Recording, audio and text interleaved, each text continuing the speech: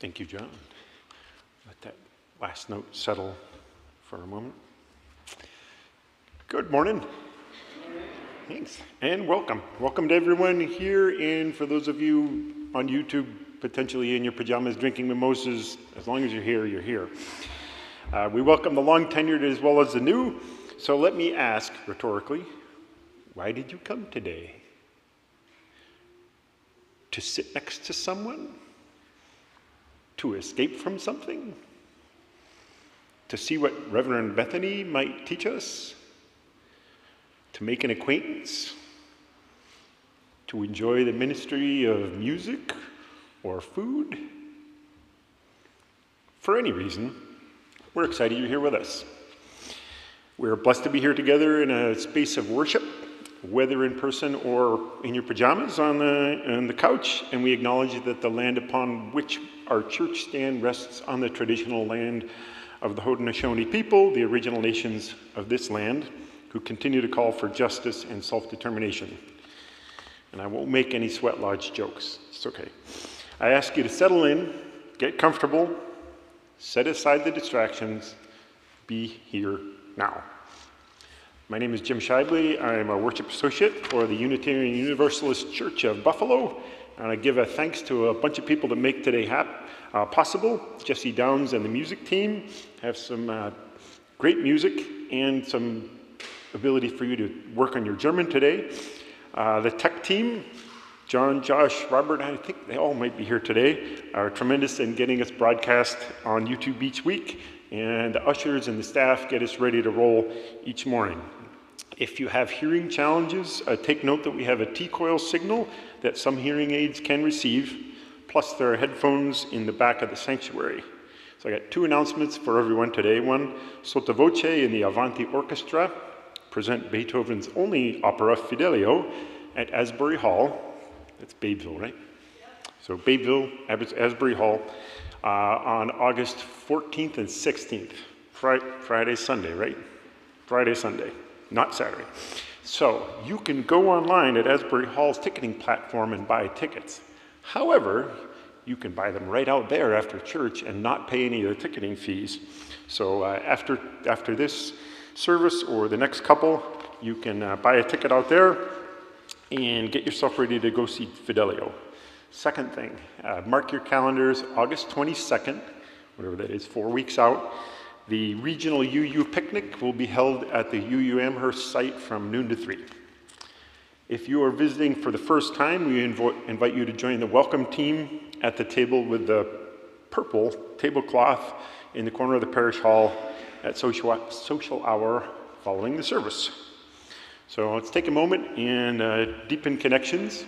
Look for that acquaintance I mentioned earlier with old friends, or create new connections by greeting your neighbors, and if you prefer to just sit quietly in your seat and enjoy the buzz, feel free to do that. So move amongst yourselves.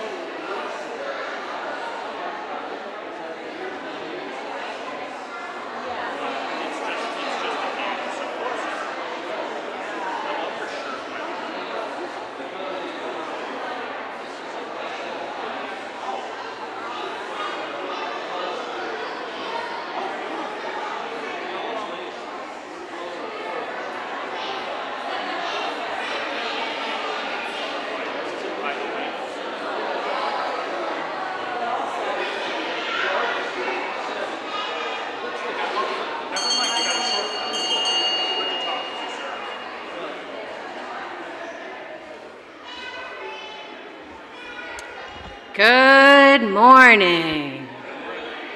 Good morning. If we haven't met, my name is Reverend Bethany Russell-Lowe, Hyotis, and I have the great pleasure and honor of serving this wonderful congregation. Our words for call to worship this morning come from my colleague, Reverend Gretchen Haley. Every little thing that breaks your heart is welcome here. We'll make space for it.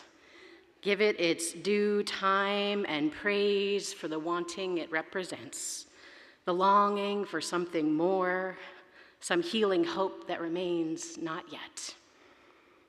We promise no magic, no making it all better, but offer only this circle of trust, this human community that represents, though imperfectly, that sings and prays, though sometimes a bit awkwardly.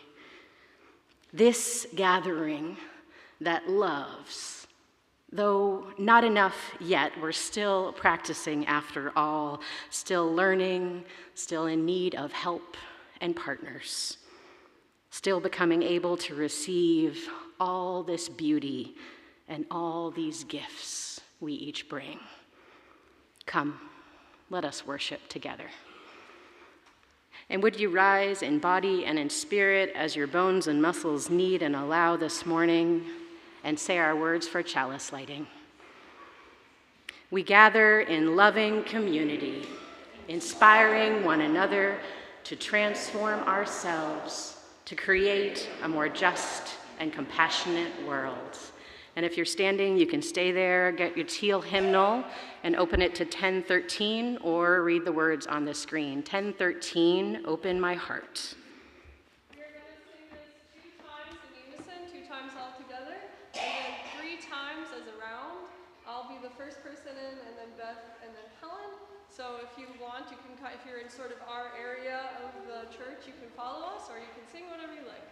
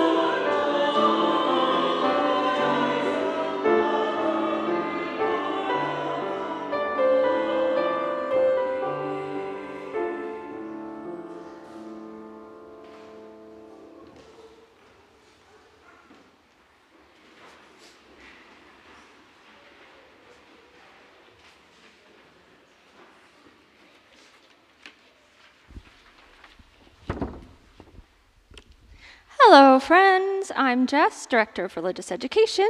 If you'd like to come up for our story, it's not a storybook today, it's just a verbal story called Faith is a Walking Stick.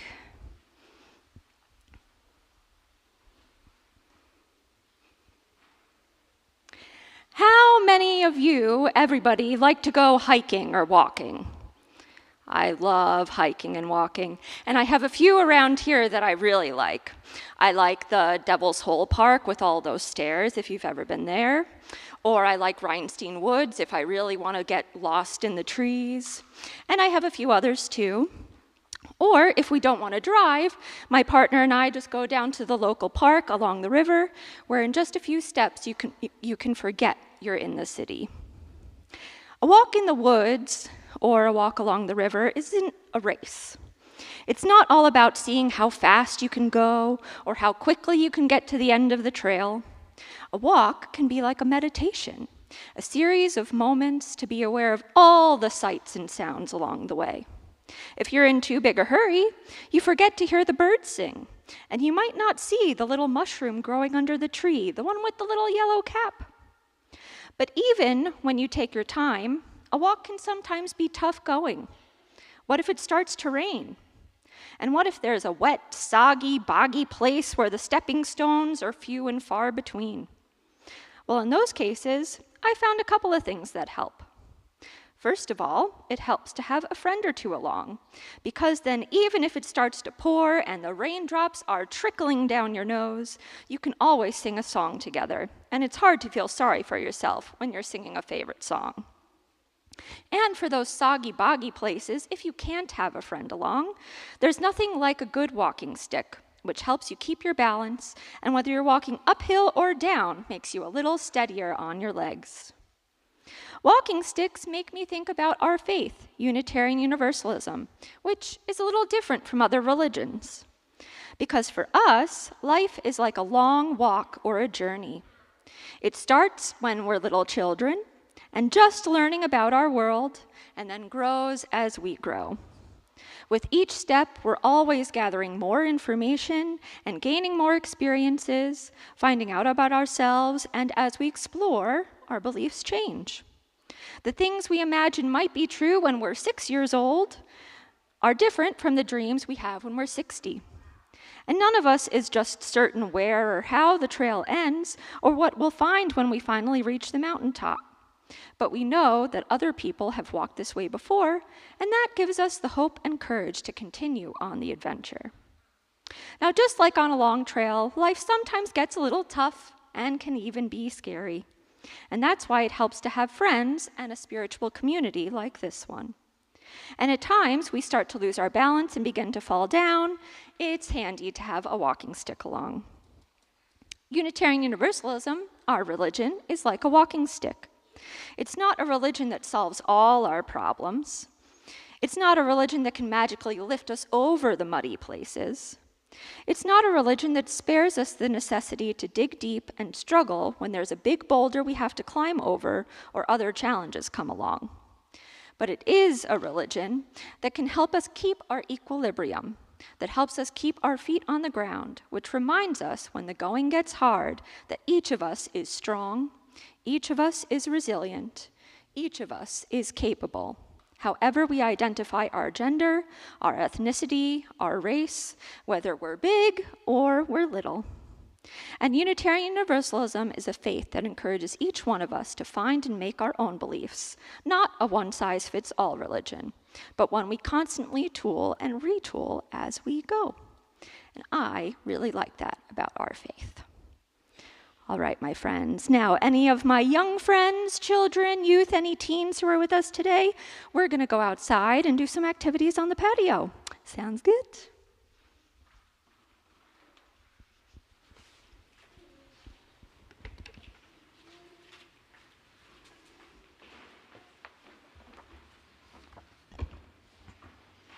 Going outside sounds good. Each week we take a good portion of our Sunday morning offering and give it away to a social justice cause outside of our church walls. This month our Share the Plate recipient is Big Table Community Cafe. From their notes, by employing radical hospitality, international food sourcing, and an innovative participation-based model, Big Table works to ensure that all community members have access to a true restaurant experience regardless of how many dollars are in their pocket. You can donate in several ways. Options are on the screen above. The end result is the same. We give to these causes to support the values of our faith. We receive these gifts and also serve needs. So if you have a special need, just contact Pastor Bethany and we have multiple ways to help you out.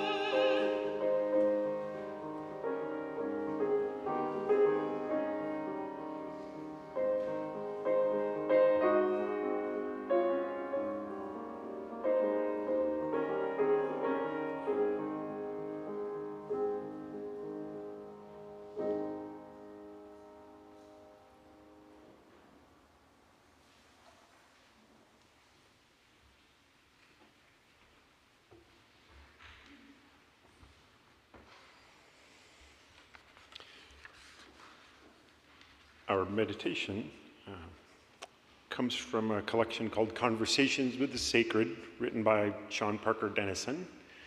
And the title of this one is Wrestling Like Jacob. Today, I wrestle with angels. Perhaps like Jacob, I will win this fight, but I know full well that nothing is without cost. I will be changed by this struggle. I will never be the same. Today, I open my heart to that mysterious beauty we call love and try to comprehend its stubborn, grandiose vastness. It's taken me half my lifetime to welcome such love into my own life, to accept that I am wholly and relentlessly loved, regardless of my faults and errors, and that I will forever be loved by this extravagantly. Never, never will love fail me. But even more, love will never fail. Today I struggle to stretch myself so that I can hold, even for a brief moment, a vision of love that fails no one. A love that can redeem the irredeemable, comfort those whose suffering appears beyond comfort, and when rejected, grow ever more vast, ever more patient, ever more ready to forgive. In struggling to know this unfathomable love, may my heart be stretched and opened, making room for more love, ever more love.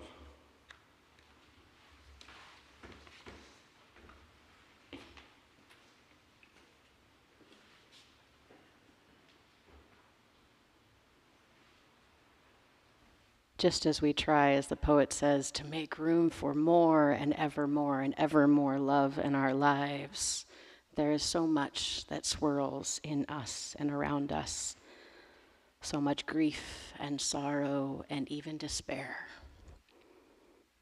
Here in this place, we encourage you to hold all of it, to let celebration and grief be neighbors, sometimes within your own body and sometimes in the pew next to you. None of us is ever just one thing. We are all a tangled web of emotions and thoughts and feelings. And each week we come together to name the shining points in that web, those things we are caught up in that are capturing our attention, our focus, our lives. In a moment, I'll invite you to share the name of a person who is on your heart or mind this morning, or to say another name or word out loud for whatever it is that is capturing your attention and your focus. You can share these names and words out loud, or just hold them silently in your own mind. Whether full of sorrow or overflowing with joy, all of who you are is welcome here and now. Please share now into the shared silence.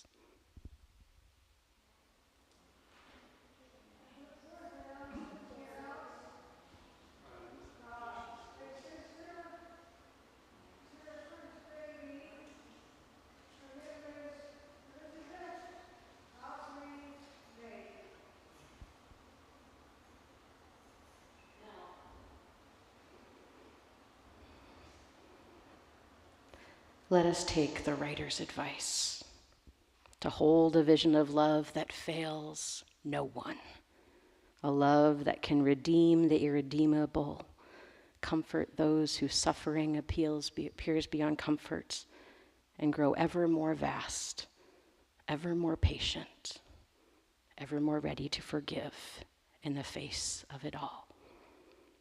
Let us now say together, Amen.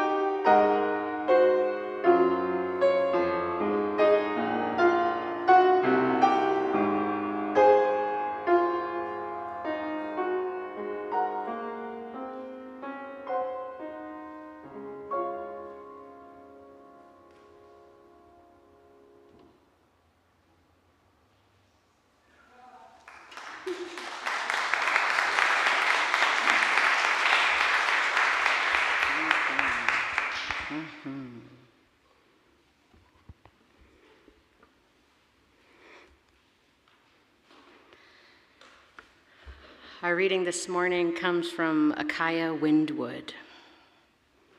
She writes this: "A long time ago, I turned over a big rock and saw creatures I considered yucky scurrying from the light.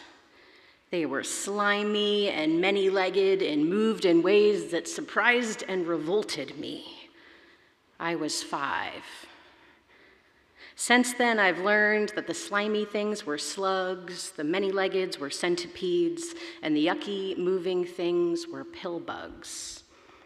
All were a part of the natural world, and I've come to take delight in and appreciate their roles in the cycles of life.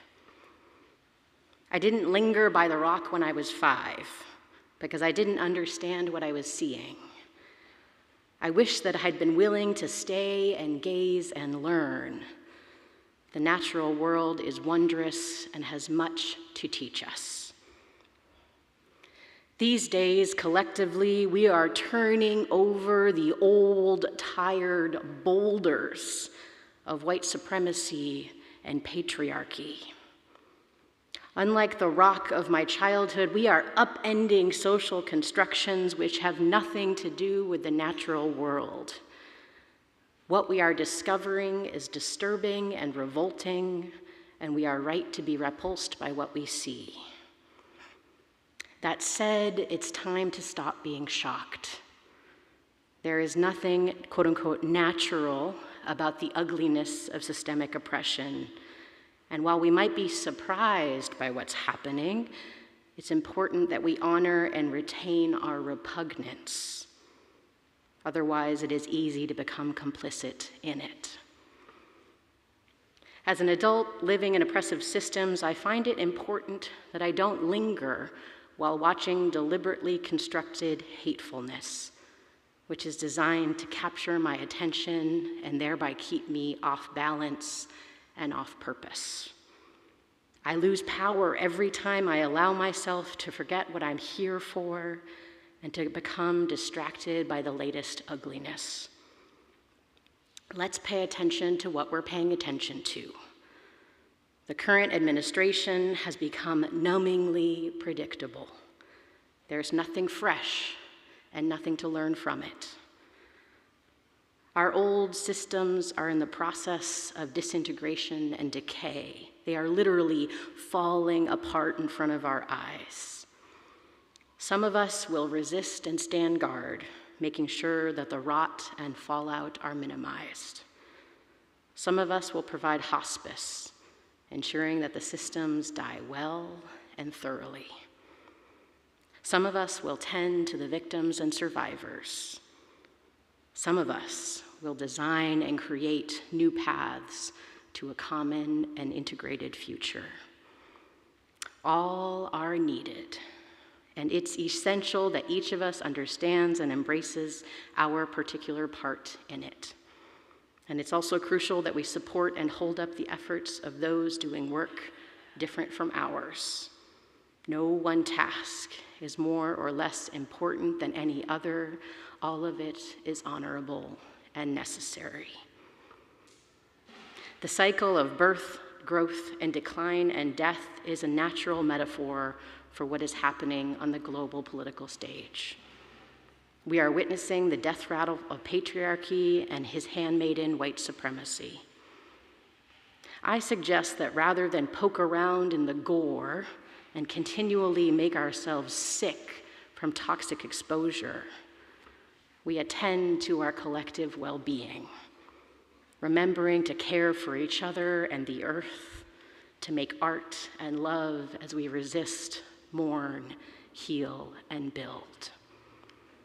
We need every single one of us, those who revolt, those who restore, those who dream and create the futures we're committed to. Let's refuse to be bamboozled or fascinated by the ongoing and seemingly relentless ugliness of oppression. Let's insist on remembering that we are kin, and that the world is repairing the world is both our birthright and our responsibility. We can and will do this.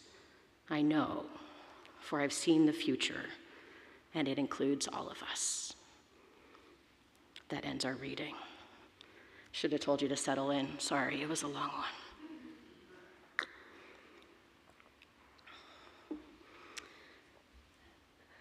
Dr. Nalini Nadkarni is also known as the Queen of the Canopy. She spent her childhood climbing any tree she could hoist herself into. And so naturally, as an adult, she was the first Western-trained researcher to have any inkling or suspicion that the forest canopy, that is the space among the leaves at the top of the forest, might be worthy of study. She once said, "It's not enough to stand on the ground and look up." So she went up to see what she could find. On one of her first escapades up into the forest canopy, secured by ropes, she climbed all the way up into the tall trees of Olympic National Forest in Washington State. She swung her leg over a large branch, looked next to her, and there, nearly 100 feet up in the air, she saw soil. A thick layer of soil that had moss and lichen and ferns growing out of it, and earthworms crawling in it, and networked fungi growing amongst the soil particles. It was almost identical to the soil below, or very close to that in nearby backyards. And some of the trees were growing roots, or maybe we'd call them branches, into the soil. With interest now peaked, others began studying the forest canopy. In the redwood canopy in California, scientists found flowers and berry bushes, small trees up to 5 feet tall, and salamanders who lived their entire lives 100 feet or more above ground. They also found aquatic creatures, that is, things that live in the water, called copepods, which make up a large part of the diet of baleen whales. They didn't find any whales, but they found the copepods. How they got up in the trees is still mostly theory, but it feels like an exploration into a prehistoric era. It turns out that these canopy soils are integral to the resistance of the forest.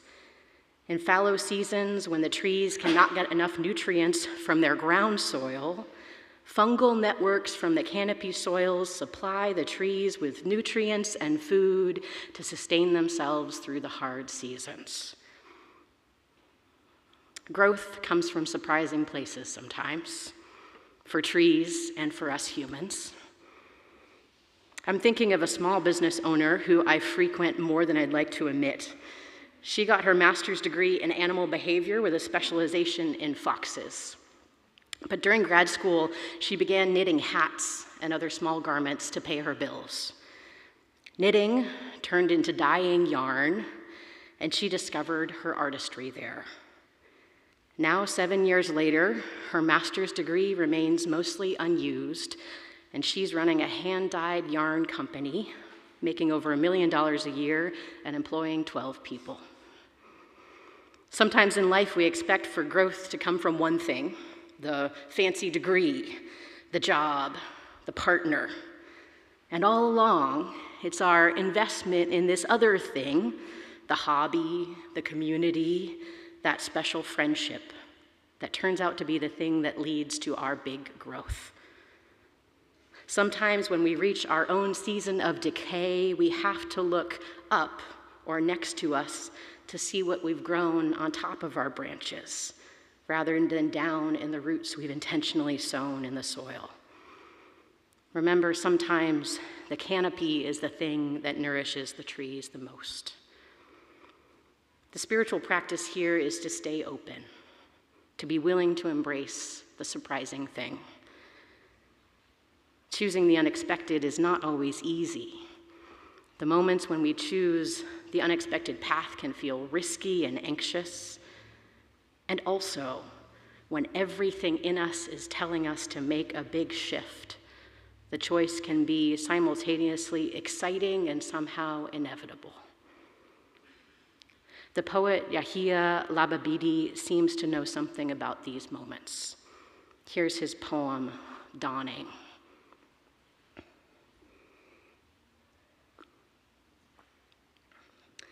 There are hours when everything creaks, when chairs stretch their arms, tables their legs, and closets crack their backs incautiously, fed up with the polite fantasy of having to stay in one place and stick to their stations.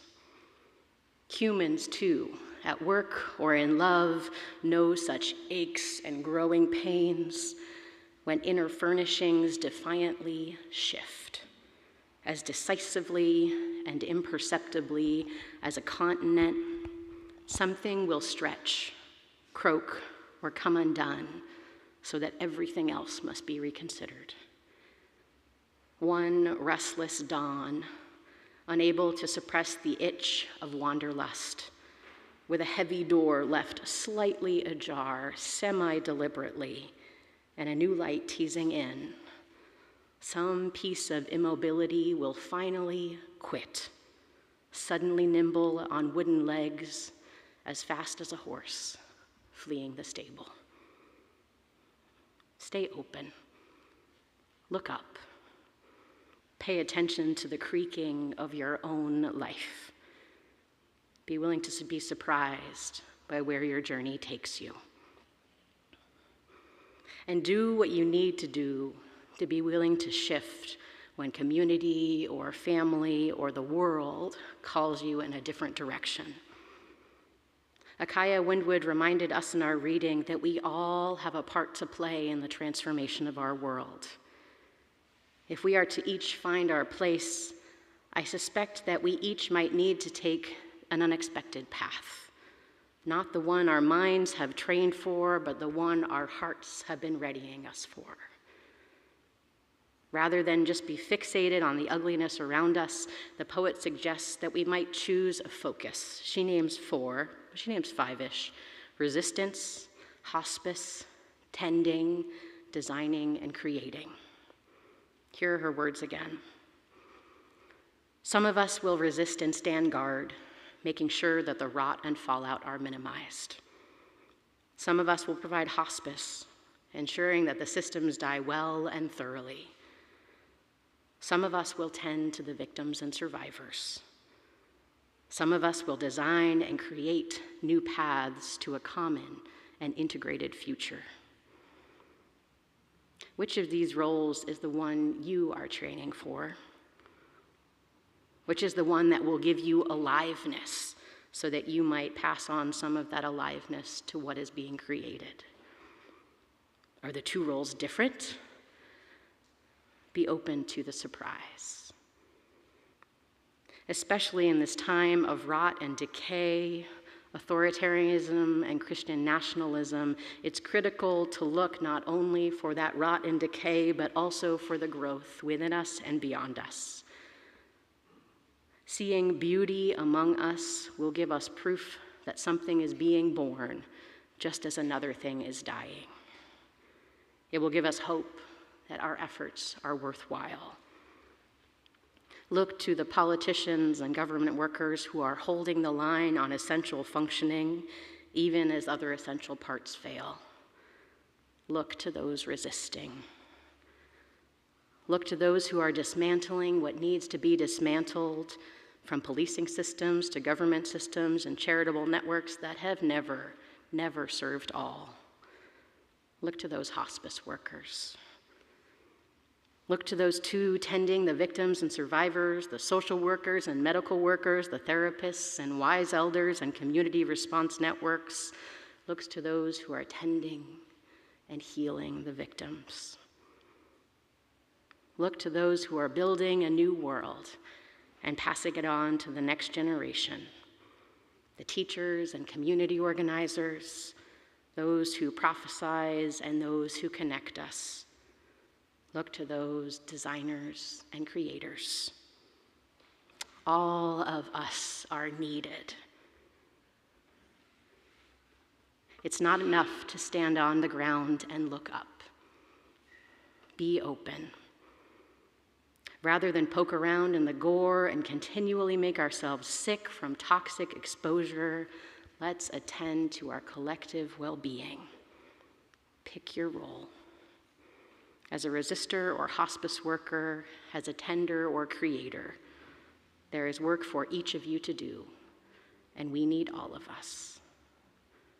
Friends, only you know what your heart and soul have been preparing you for, and I hope you take the surprising path, the one that will nourish you even through the hard times. A new world is coming. I can feel it, and I'm grateful to have you as companions for the work ahead.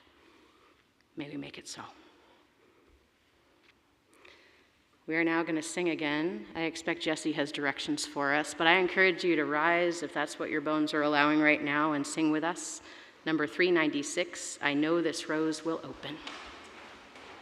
So this one's a little more familiar, so hopefully we can try a little bit of a round. We're going to start in unison again, so everyone's singing together.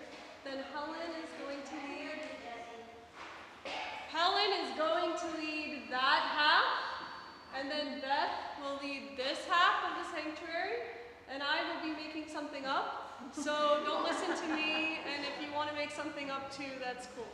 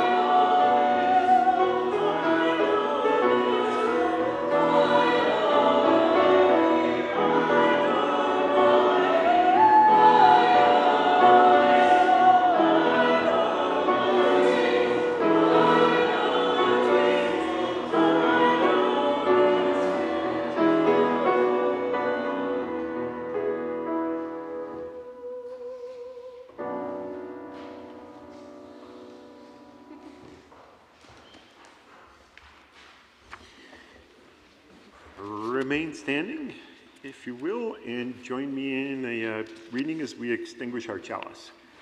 As we extinguish the flame of this chalice, may we carry its light with us into the world in the power of peace, faith, justice, and love. Our benediction is written by Eric Walter Wickstrom. If you are who you were, and if the person next to you is who he or she was, if none of us has changed since the day we came here, we have failed. The purpose of this community, of any church, temple, zendo, mosque, is to help people grow. We do this through encounters with the unknown, in ourselves or with one another. In the other, whoever that might be for us, however hard that might be, because these encounters have many gifts to offer. So, may you go forth from here this morning, not who you were, but who you could be. So may we all.